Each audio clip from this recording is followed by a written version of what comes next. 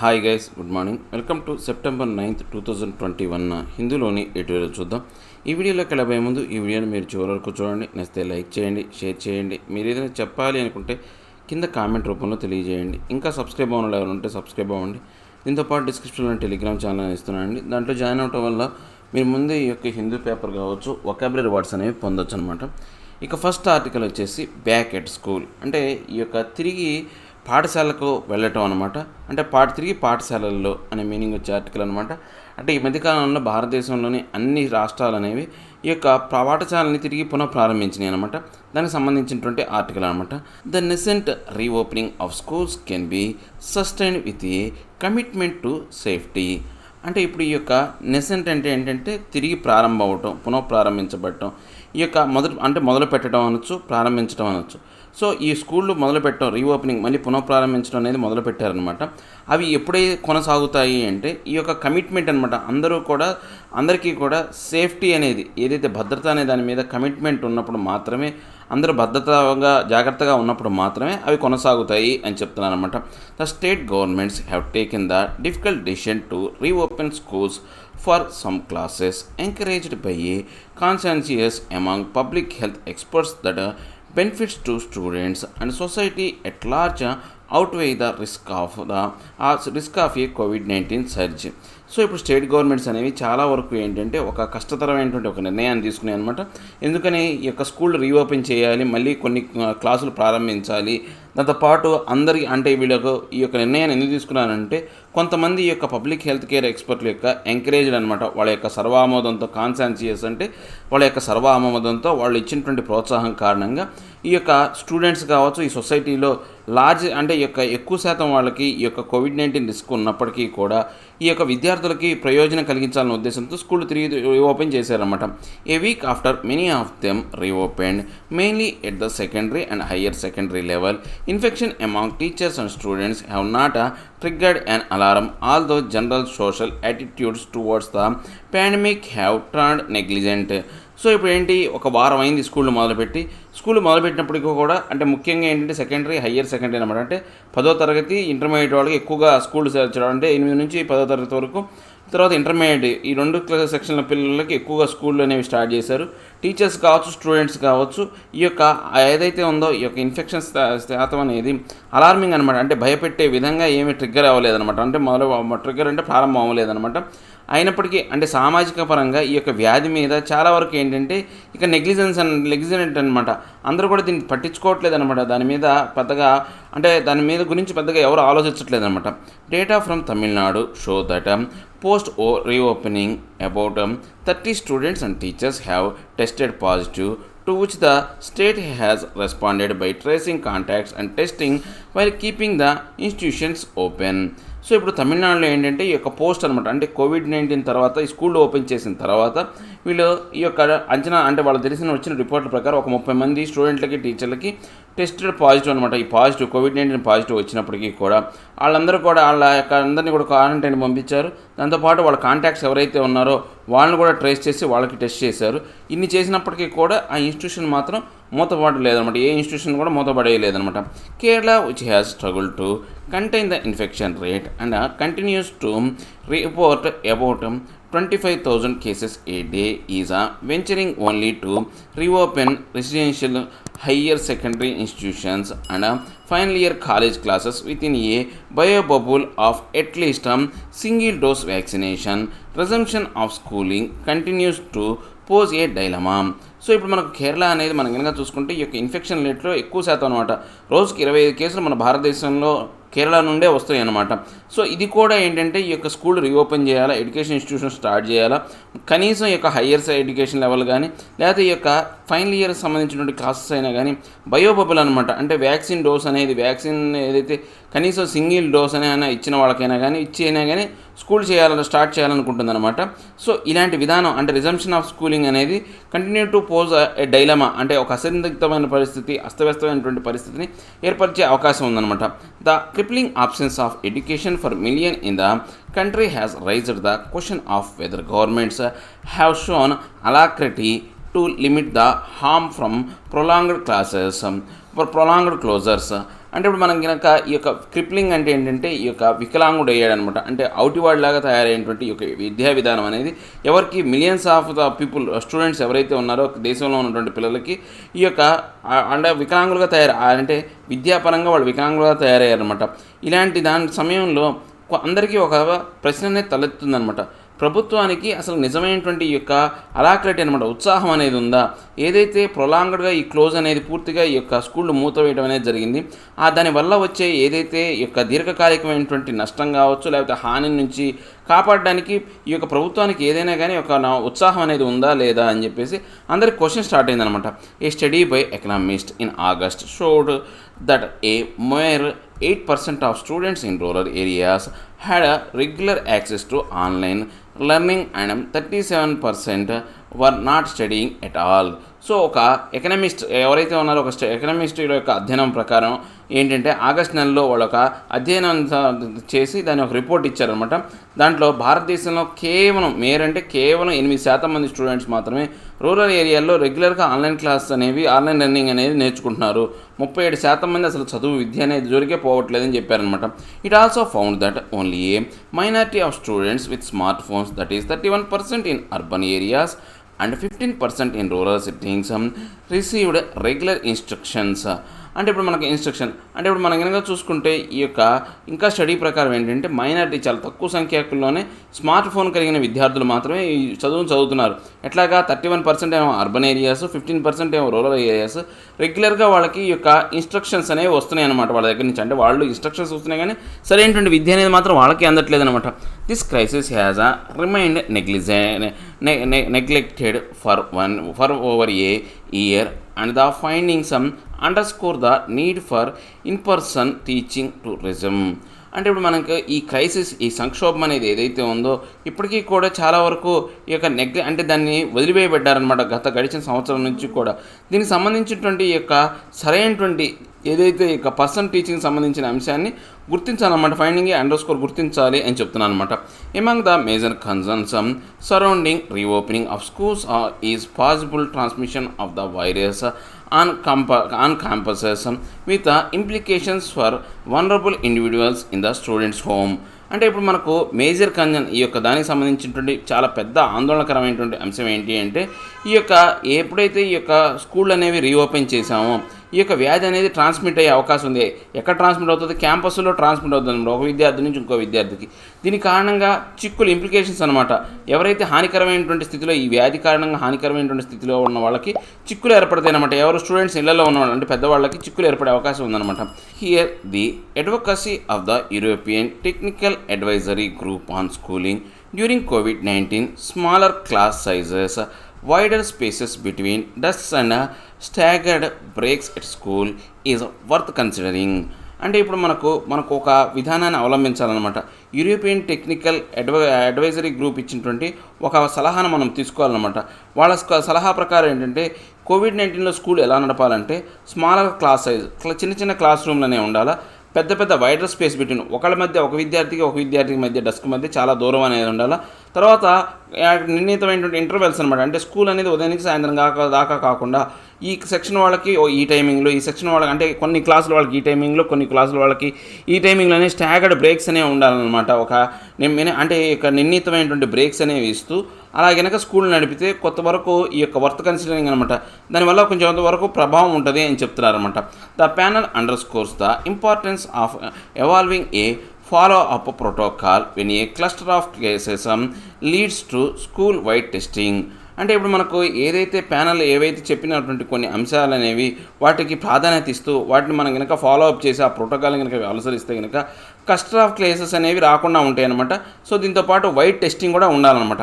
Many public health experts argue that younger children typically in the 6 to 14 age group have the lowest risk of moderate or severe COVID-19 infection, while this is also the cohort that needs some good foundation teaching. So ఇప్పుడు చాలామంది ఆరోగ్య సంబంధించినటువంటి యొక్క నిష్ణాతులు ఎవరైతే ఉన్నారో, experts అనమాట, నిష్ణాతులు అందరూ కూడా ఏం వాదిస్తున్నారంటే యంగర్ చిల్డ్రన్ ఎవరైతే ఉన్నారో, ముఖ్యంగా 6 నుంచి 14 సంవత్సరాల వయసు కలిగిన వాళ్ళకి ఈ యొక్క వ్యాధి నుంచి లోయెస్ట్ అనమాట, చాలా తక్కువ ప్రభావం లేదా అంటే ఒక మోడరేట్ మధ్యస్థమైనటువంటి లేదా సివియర్ కోవిడ్-19 ఇన్ఫెక్షన్తో చాలా తక్కువ ప్రభావం అనేది ఉంది.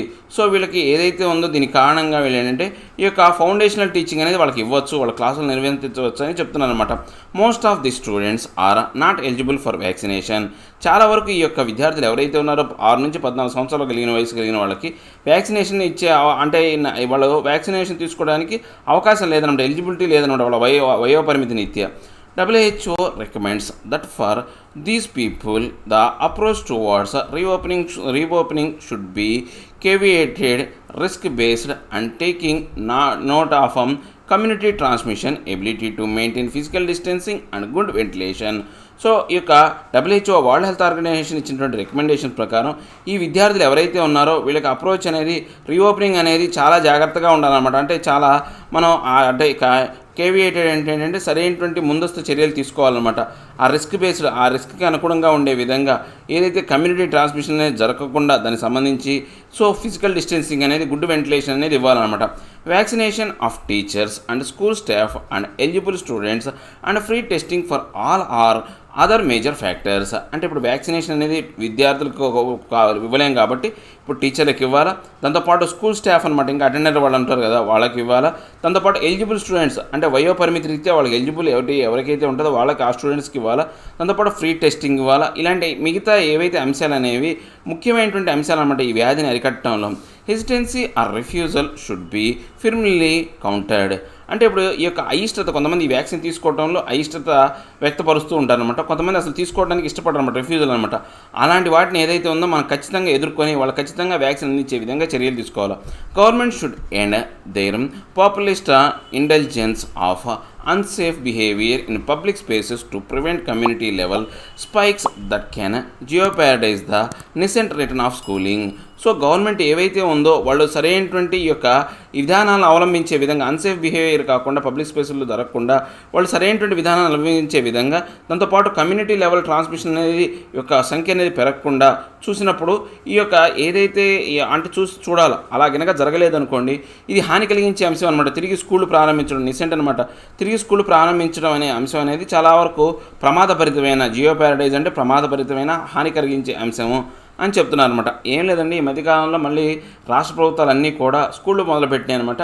ఇప్పుడు మనం కనుక చూసుకుంటే 6 సంవత్సరాల నుంచి 14 సంవత్సరాల వయసు కలిగిన విద్యార్థులు ఎవరికి కూడా ఈ యొక్క వ్యాధి వల్ల ప్రభావం అనేది ఉండదు. గత గడిచిన 2 సంవత్సరాలుగా విద్యా వ్యవస్థ అనేది పూర్తిగా చిన్నాభిన్నం అయిపోయింది. చాలా తక్కువ సంఖ్యాకులు మాత్రమే ఆన్లైన్ క్లాసుల్లో అందుకోగలుగుతున్నారు. ఆన్లైన్ క్లాసులు కూడా ఈ యొక్క రెగ్యులర్ క్లాసులు అంత ప్రభావితంగా అయితే లేవు అనమాట. సో ఇలాంటి అన్ని కారణాల దృష్ట్యా విద్యార్థుల యొక్క అంటే భవిష్యత్తు దెబ్బతింటుంది, లక్షల కొద్ది మిలియన్ల కొద్ది విద్యార్థుల యొక్క భవిష్యత్తు దెబ్బతింటుందని స్కూల్ రీఓపెన్ చేశారు. ఇలాంటి సమయంలో ప్రభుత్వం అనేది సరైనటువంటి విధానాలను అవలంబించాలి. సోషల్ డిస్టెన్సింగ్ కావచ్చు, లేకపోతే ఈ యొక్క కమ్యూనిటీ లెవెల్ ట్రాన్స్మిషన్ జరగకుండా వ్యాక్సిన్ ఎవరికైతే ఇవ్వాలో వాళ్ళందరికీ అందించే విధంగా చర్యలు తీసుకున్నప్పుడు మాత్రమే ఈ యొక్క తిరిగి స్కూల్ ప్రారంభమవుతున్న అంశాన్ని జాగ్రత్తగా చూడవచ్చు అని చెప్తున్నారు అనమాట. The lag between jobs. అంటే ఇప్పుడు ఏంటి అంటే మనం కోవిషీల్డ్ వేయించుకున్న వాళ్ళకి ఫస్ట్లో ఏంటి అంటే ఒక ఏదైతే కరెక్ట్గా 4 to 6 వీక్స్ అన్నారు. ఆ తర్వాత కాలంలో ఈ యొక్క 4 to 6 వీక్స్ కాస్త 8 వీక్స్ అయింది. సో ఆ 8 వీక్స్ నుంచి ఇప్పుడు మొత్తం 84 డేస్ గ్యాప్ వచ్చేసింది. సో ఇలా రోజుకి అది పెరిగిపోతుంది అనమాట. సో ఒక ల్యాగ్ అనేది ఉంటుంది ఒక జాబ్కి ఇంకో జాబ్ మధ్య. Kerala high court order on allowing earlier second dose flags need to review 84 day gap.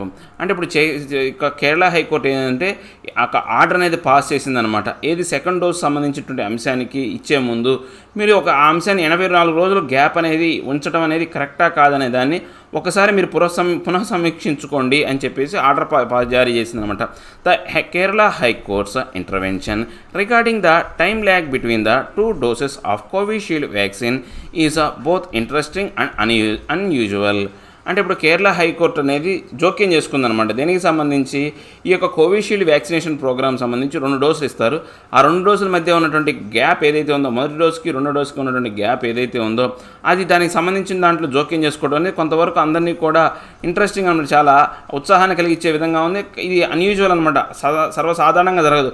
అంటే ఇలాంటి ఆరోగ్యపరమైనటువంటి అంశాల్లోకి కోర్టులు అనేవి కలగజేసుకోవాలన్నమాట. సో ఇది అన్యూజువల్ అనమాట. It has asked the government to allow the scheduling of the second dose 4 weeks after the first for those who want it. So అసలు first ఈ యొక్క ఏమని అడిగింది అంటే, ఇప్పుడు ఈ యొక్క ఫస్ట్ డోస్ ఇచ్చిన తర్వాత సెకండ్ డోస్ ఇవ్వడానికి 4 వారాలు సరిపోదా అనేది దానికి సంబంధించినటువంటి ఎవరైతే ఈ యొక్క డోస్ తీసుకోవాలనుకుంటున్నారో వాళ్ళకి 4 వారాలు సరిపోదని క్వశ్చన్ వేసిందనమాట. A single judge has held that the relaxation in the 84-day norm for some categories of people when it is normally not open to public to get their second jobs earlier amounts to discrimination. So ఇప్పుడు ఒక single judge bench ఏం చేశారంటే, కొంతమందికి 84 రోజుల category, అంటే 84 రోజుల gap అనే దాన్ని కాకుండా కొంతమంది వరకు మినహాయింపు అనేది ఇచ్చాడనమాట. సో దీని కారణంగా ఏంటంటే సెకండ్ డోస్ తొందరగా వాళ్ళకి ఇవ్వడం అనేది జరుగుతుంది. ఇది పూర్తిగా వివక్షతాభరితమైందనమాట. అంటే కొంతమందికి ఇవ్వటం, కొంతమందికి ఇవ్వకపోవడం అనేది ఒక వివక్షత అనమాట. The direction that CoWIN the national vaccination portal should allow scheduling of the second dose after 28 days. The period initially fixed for those who want early protection is likely to be questioned on appeal, even though it has its own logic. అంటే ఇప్పుడు మనకు ఏదైతే ఉందో ఈ యొక్క direction CoWIN అనే ఇచ్చినటువంటి అది ఒక ప్లాట్ఫామ్ అనమాట, మనకు ఒక యాప్ అనమాట. ఇది ఈ యొక్క వ్యాక్సిన్ పోర్టల్కి సంబంధించి ఫస్ట్ ఏం చేశారు, సెకండ్ డోస్కి 25 రోజులు గ్యాప్ అనేది ఇచ్చారనమాట. సో ఈ యొక్క ఇనీషియల్గా ఫిక్స్ చేశారు. తర్వాత ఈ యొక్క ఎర్లియర్ ప్రొటెక్షన్ అనేది ఈ క్వశ్చన్ తర్వాత ఏంటి, దీనికి సంబంధించినటువంటి క్వశ్చన్ అనేది మొదలైందనమాట. సో దానికి సంబంధించి అంటే ఇప్పుడు ఈ యొక్క డేస్ పెరగడానికి కారణం అనేది దానికి ఒక సొంత లాజిక్ అనేది ఉందన్నమాట. The petitioners are 2 companies that have purchased vaccines for their employees and their family members and did not want to wait for the current mandatory 12 to 16 week period to administrate their second doses. అంటే ఇప్పుడు ఈ యొక్క petitioners ఎవరైతే ఉన్నారో వాళ్ళు 2 కంపెనీలకు సంబంధించినటువంటి వ్యక్తులు అనమాట. వాళ్ళు ఏం చేశారంటే వాళ్ళ యొక్క కంపెనీలో ఉన్నటువంటి ఎంప్లాయీస్కి వాళ్ళ కుటుంబాలకు సంబంధించినటువంటి వ్యాక్సిన్ అనేవి కొనుగోలు చేశారు. ఇక సెకండ్ డోస్ మళ్ళీ కొనుగోలు చేయాలంటే వాళ్ళకి 12 నుంచి 16 వీక్ల గ్యాప్ అనేది తీసుకోవాలి అని చెప్పారనమాట. అది వాళ్ళకి ఇబ్బందికరంగా ఉందన్నమాట. Pointing out the relaxation from the minimum 12 week rule for some categories among those traveling abroad. The petitioners wanted the same relaxation for employees availing of paid vaccination. So ఇంతకుముందు ఏంటంటే ఈ యొక్క వ్యాక్సిన్ సంబంధించి కొంతమంది మినహాయింపులు ఇచ్చారన్నారు కదా. ఎవరికి మినహాయింపులు ఇచ్చారంటే ట్రావెలింగ్ అనమాట, విదేశాల్లో పోయే వాళ్ళకి తొందరగా వ్యాక్సిన్ వేసుకునే అవకాశం కల్పించారనమాట. సో ఇప్పుడు ఈ పిటిషనర్ ఏమన్నాడు, వాళ్ళకి కూడా వాళ్ళకి అవకాశం మినహాయింపు ఇచ్చారు కదా, మాకు కూడా అలాంటి మినహాయింపు ఇవ్వండి, మేము ఎందుకని వ్యాక్సిన్ డబ్బులు పెట్టి కొనుక్కుంటున్నాం కాబట్టి మేము కొంటున్నాం కాబట్టి మాకు ప్రయోజనం ఏంటని చెప్పేసి వీళ్ళు అడిగారనమాట. The court has contended this argument favorably and termed as a discrimination the denial of early protection to those who wanted the second dose after 28 days.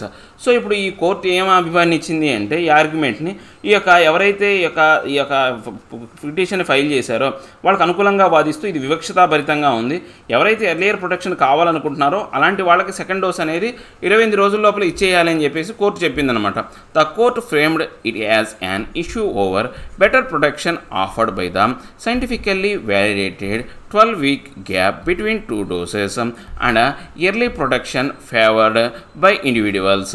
అంటే ఇక మనకు ఈ కోర్ట్ అనేది దీనికి సంబంధించిన అంశాన్ని బెటర్ ప్రొటెక్షన్ అనేది పొందాలి అంటే సైంటిఫికల్గా 12 weeks గ్యాప్ అనేది ఉండాలన్నమాట. ఖచ్చితంగా 12 వారాలు అనేది గ్యాప్ ఉంటే 2 doses మధ్య ఉంటుంది. సో కానీ ఎర్లీ ప్రొటెక్షన్ కావాలి అంటే ఇండివిజువల్స్కి తొందరగా కూడా తీసుకోవచ్చు అనమాట. The union government argued that the relaxation was to meet unavoidable contingencies and an earlier second dose could not be claimed as a matter of right. So ఇప్పుడు యూనియన్ గవర్నమెంట్ అనేది ఏం వాదిస్తుంది అంటే ఈ రిలాక్సేషన్ ఇవ్వటం ఏదైతే ఉందో మనకు అన్అవాయిడబుల్ అనమాట. అంటే కొన్ని అసాధ్యమైనటువంటి అంశాలు ఏవైతే ఉన్నాయో, కొన్ని అంటే కంటింజెన్సీస్ అనమాట, కొన్ని సమస్యలు ఏవైతే ఉన్నాయో వాటిని మేము ఎదుర్కోవడం కోసం ఇలా చేసాము. ద సెకండ్ డోస్ అనేది ఎప్పుడూ కూడా మనం మ్యాటర్ ఆఫ్ రైట్ కింద దాన్ని తీసుకోకూడదు, కొన్ని సమస్యాత్మకమైనటువంటి అంశాలను ఎదుర్కోవడం కోసం మేము అలా చేసామని చెప్తుందన్నమాట. The court based its order on what it believed to be discrimination in favor of some sections, but refrained from deciding the question whether a person is entitled to make a choice between early protection and better protection while accepting the government's free vaccine. అంటే ఇప్పుడు కోర్టులు అనేవి ఈ యొక్క అంశాన్ని దృష్టిలో పెట్టుకొని వాళ్ళు ఈ డిస్క్రిమినేషన్ అనేది కొంతమందికి మీరు ఇలా వివక్షత చూపించడం అనేది సమ్ సెక్షన్ ఆఫ్ పీపుల్ అనేది ఈ యొక్క రిఫ్రైన్ ఫ్రమ్ అంటే ఈ యొక్క డెసిషన్ క్వశ్చన్ సంబంధించి అంటే ఈ యొక్క క్వశ్చన్ సంబంధించినటువంటి ఆన్సర్ చెప్పండి. మీరు ఏంటి ఈ యొక్క ప్రజలకి అంటే ఈ యొక్క వ్యాక్సిన్ అనేది వ్యాక్సిన్ ప్రొడక్షన్ ఇవ్వాలి అనేది బెటర్ ప్రొడక్షన్ ఇవ్వాలనుకుంటున్నారా, ఎర్లీ ప్రొడక్షన్ ఇవ్వాలనుకుంటున్నారా? బెటర్ ప్రొడక్షన్ అంటే ఏంటి? ప్రతి ఒక్కరికి 25 రోజుల లోపల వ్యాక్సిన్ అంటే ఎవరైతే ఇష్టపడతారో వాళ్ళకి 25 రోజుల లోపలికైనా వ్యాక్సిన్ వేయించుకుంటే బెటర్ ప్రొడక్షన్ అనేది వస్తుంది. కానీ అలా కాకుండా వాళ్ళకి ఆపేసి కొత్త వాళ్ళకి ఇచ్చారనుకోండి, సో దాన్ని ఏమవుతుంది, ఎర్లియర్ ప్రొడక్షన్ అంట, అంటే అందరికీ సమానంగా ఉన్నదాన్ని అందరికీ సమానంగా పంచడం కోసం చేస్తున్నారు అని చెప్పేసి క్వశ్చన్ చేసిందనమాట. It is fairly obvious that A delayed second dose enables reaching more people for their first dose. అంటే ఇక్కడ మనకు స్పష్టంగా ఫెయిర్లీ ఆబ్వియస్ కనపడే అంశం ఏంటి అంటే సెకండ్ డోస్ ఎవరికి ఆపడం వల్ల కొంతమందికి ఫస్ట్ డోస్ అందించడానికి అవకాశం ఉంటుందనే ఉద్దేశంతోనే ప్రభుత్వం ఆపుతుంది. దాని యొక్క ఎఫికసీ పెరుగుతుందో అదన్నీ కాదు, అందరికీ వ్యాక్సిన్ అందించాలనే భావంతో సెకండ్ డోస్ వాళ్ళకి ఇస్తే ఫస్ట్ డోస్ వాళ్ళకి ఇవ్వడానికి వ్యాక్సిన్ లేవన్నమాట. సో అందుకోసం ఏం చేశారు, సెకండ్ డోస్ని దూరం చేశారనమాట. This means the order to allow earlier administration of the second dose కూడా impinge on the public health objective of giving some protection to more people rather than full protection to fewer people. So ఇప్పుడు ఏంటి ఈ యొక్క అంశాన్ని బట్టి మనం ఏం అర్థం చేసుకోవచ్చు అంటే ఈ యొక్క వ్యాక్సిన్ అనేది సెకండ్ డోస్ అనేది కొంతవరకు తాత్సారం చేయడం, ఇంపించ్ అనమాట, కొంత దూరం చేయడం అనేది పబ్లిక్ హెల్త్ ఆబ్జెక్టివ్ కింద వీళ్ళు ఏం చేస్తున్నారు, ప్రొటెక్షన్ ఎక్కువ మంది ప్రజలకు ప్రొటెక్షన్ ఇవ్వాలా, తక్కువ మంది ప్రజలకి ప్రొటెక్షన్ ఇవ్వడం కన్నా ఎక్కువ మంది ప్రజలకు ప్రొటెక్షన్ ఇవ్వాలనే ఉద్దేశంతో దీన్ని దూరం చేశారనమాట. To that extent, the court's intervention in a policy matter may invite an appeal. So ఇప్పుడు ఈ యొక్క అంశాన్ని దృష్టిలో పెట్టుకొని ఈ యొక్క అంశాన్ని ఉద్దేశాన్ని దృష్టిలో పెట్టుకొని కోర్టు జోక్యం అనేది పాలసీ మ్యాటర్లో కొంతవరకు అప్పీల్ చేసుకునే అవకాశం ఉంది. ఈ యొక్క అంశాన్ని దృష్టిలో పెట్టుకొని ఈ యొక్క కోర్టులకు అప్పీల్ చేసుకోవచ్చు అనమాట. However it also raises the issue whether the policy of and 84-day gap between doses should continue given the increased pace of vaccination. ఏది ఏమైనప్పటికీ కూడా ఇప్పుడు క్వశ్చన్లు ఏంటి, బాగా పెరుగుతున్నటువంటి ఇష్యూస్ ఏంటి అంటే సమస్యలు ఏంటి అంటే ఈ పాలసీ 84 రోజుల పాలసీ అనేది ఈ డోసెస్ గ్యాప్ ఇవ్వడం అనేది కొనసాగుతుందా? ఎందుకని ఇప్పుడు ఈ యొక్క వ్యాక్సిన్ల వేగం అనేది వ్యాక్సిన్లు అందరికీ వేగంగా ఇస్తున్నారు అనమాట. ఈ వేగంగా ఇస్తున్నారు కాబట్టి ఆ 84 రోజుల డోసు గ్యాపే ఉంటుందా, ఇంకా తగ్గిస్తారా అని చెప్పేసి అనే ఒక సమస్య అనేది మొదలవుతుంది అనమాట. Despite being approved by experts the change from the 4 to 6 weeks norms to the current 12 to 16 weeks may have been dictated as much by higher efficacy as by the extent of vaccine availability than. So ఇప్పుడు ఏంటి ఈ యొక్క ఏదైతే ఉందో ఎక్స్పర్ట్ల యొక్క అంచనా ప్రకారం వాళ్ళు నిర్దేశించాల్సిన దాని ప్రకారం ఈ యొక్క చేంజ్ అనేది అంటే 4 to 6 days నామ్స్ నుంచి వాళ్ళు ఏం చేశారు, కరెంట్ ఇప్పుడు 12 నుంచి 16 వారాలు, ఇంతకుముందు 4 వారాల నుంచి 6 వారాల మధ్యలో వ్యాక్సిన్ వేయించుకోవాలని చెప్పారు. ఇప్పుడు కరెంట్ ఏంటంటే 12 to 16 weeks అనేది గ్యాప్ ఇవ్వడం అనేది జరిగిందండి, మార్చారనమాట. ఇది ఎందుకు మార్చారంటే హయ్యర్ ఎఫికసీ అనమాట, దాని యొక్క సామర్థ్యం అనేది ఎక్కువగా ఉంటుందనే ఉద్దేశంతోనే ఈ యొక్క అంటే దాంతోపాటు వ్యాక్సిన్ అవైలబిలిటీ అంటే వ్యాక్సిన్ అవైలబిలిటీ అనే అంశాన్ని దృష్టిలో పెట్టుకోకుండా వాళ్ళు దాని యొక్క సామర్థ్యాన్ని పెంచడం కోసమే గ్యాప్ ఇచ్చారని ఎక్స్పర్ట్లు చెప్తున్నారు అనమాట. The time may have come for the government to review the నామ్ and allow a shorter gap based on the availability of vaccines and COVID-19 prevalence in a given geography. అంటే ఇప్పుడు మనకు ఈ ప్రభుత్వం అనేది ఈ యొక్క టయానికి సంబంధించిన అంశాన్ని మళ్ళీ తిరిగి పునఃపరిశీలించుకోవాలా. ఈ యొక్క నామ్స్ అనేవి షార్టర్ గ్యాప్లో ఈ యొక్క అవైలబిలిటీ అనేది వ్యాక్సిన్స్ అవైలబిలిటీ అనేది అందించే విధంగా చూసుకోవాలా. దాంతోపాటు ఈ యొక్క COVID-19 ప్రివేలెన్స్ అనమాట, ఈ కొనసాగింపు ఈ COVID-19 వ్యాధి అనేది కొనసాగుతుందన్నమాట. ఎక్కడ ఈ యొక్క జియోగ్రఫీ మన యొక్క ప్రాదేశిక ప్రాంతంలో కొనసాగుతుంది కాబట్టి ఇలాంటి అంశాలను మళ్ళీ పునఃపరిశీలించుకోవాలి అని చెప్తున్నారు. ఏం లేదండి, ఇప్పుడు ఈ యొక్క గ్యాప్ అనేది ఎక్కువ కాలం, ఇంతకుముందు 4 to 6 weeks ఉండేది, ఇప్పుడు 12 to 16 weeks అనేది తయారైందనమాట. సో ఈ యొక్క గ్యాప్ అనేది నిజంగా ఈ యొక్క అంటే దాని యొక్క ఎఫికసీని పెంచడానిక లేదా ఈ యొక్క వ్యాక్సిన్ అనేవి అందరికీ అందించడానికి సరిపోయే వ్యాక్సిన్ లేవు కాబట్టి అందరికీ అందించాలనే ఉద్దేశంతో ఈ యొక్క గ్యాప్ని మారుస్తున్నారనే అంశం మీద సరైనటువంటి ఈ యొక్క ఏదైతే అంటే సరైనటువంటి స్పష్టత అనేది లేదనమాట. దీనికి సంబంధించి కోర్టులు కూడా కొన్ని గవర్నమెంట్కి కొంచెం వరకు మీరు రివ్యూ చేసుకోండి దీనికి సంబంధించిన అంశాలని చెప్తున్నాయి. సో ఈ కోవిడ్-19ని కొనసాగకుండా చూడాలి అంటే ఈ యొక్క వ్యాక్సినేషన్ ప్రోగ్రామ్ అనేది అందరికీ సమర్థవంతంగా అందించే విధంగా ఉండాలి కాబట్టి దీని మీద మీరు సమీక్షించుకోండి అని కోర్టులు చెప్తున్నాయి అనమాట. సో ఇవండి ఈరోజు నా హిందూ నట్టు ఆర్టికల్ ఎక్స్ప్లెనేషన్. నా ఎక్స్ప్లెనేషన్ మీకు నచ్చే ఉంటుందని నచ్చితే లైక్ చేయండి, షేర్ చేయండి. మీరు ఏదైనా చెప్పాలి అనుకుంటే కింద కామెంట్ రూపంలో తెలియజేయండి. ఇంకా సబ్స్క్రైబ్ అవ్వాలంటే సబ్స్క్రైబ్ అవ్వండి. Thank you very much.